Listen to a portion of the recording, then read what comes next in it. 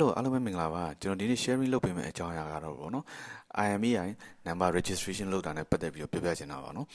သူကအဲ့ဒါဘာလို့ဆိုလိုလာလဲဆိုတော့အခု2026 March လ31ရက်မတိုင်ခင်မှာဝယ်ထားတဲ့ device တွေဗောနော်ပြီးတော့ single မြန်မာ single တစ်ခုဗောနော်ဥမာ MPT Minded Ori 2ပေါ့နော်ဘယ် single ပဲနေပေါ့နော်ကွန်ပျူတာတဲ့ဘယ် device မဆိုဗျာသူကဒီ CIR တော့ယူပြီးတော့ MM auto register လုပ်ထားပြီးသားသူဆိုလိုချင်တာကဒီ2026 March လ31ရက်နောက်ပိုင်းမှာဝယ်တဲ့ device တွေအကုန်လုံးဒီအခွန်ပေးဆောင်ရမယ်လို့ဆိုလိုတာပေါ့နော်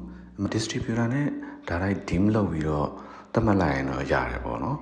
distributor တွေကဒီအခွန်တန်ဖိုးကတခါလေးထည့်တွက်ပြီးတော့ဖုန်းရောင်းလိုက်တယ်ဆိုရင်တခါလေးအခွန်ကောက်ပြီးသားဖြစ်တယ်ပေါ့နော်ဒါပေမဲ့သူအဓိကလုပ်ချင်တာကတော့အဲ့လိုခိုးဝင်လုံးနေတော့သူတို့ control လုပ်ချင်တာပေါ့နော်တချို့ဟာတွေ distributor ကနေမလာဘဲနဲ့ခိုးဝင် online နေလာတဲ့ပစ္စည်းတွေအတွက်ကိုသူတို့က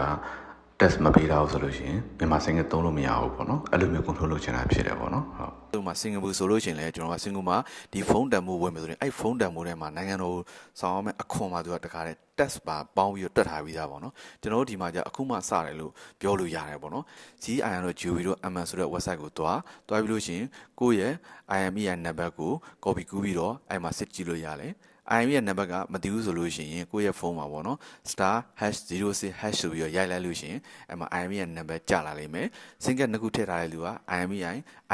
2ဆိုပြီးတော့ IMEI နံပါတ်နှစ်ခုကျလိုက်လိမ့်မယ်အဲ့နံပါတ်လေးတွေကိုခုနက CIR တို့ဂျူပြီးတော့ MS ဆိုတဲ့ website မှာတွားပြီးတော့စစ်ကြည့်လိုက်အောင်မယ်အဲ့မှာသူက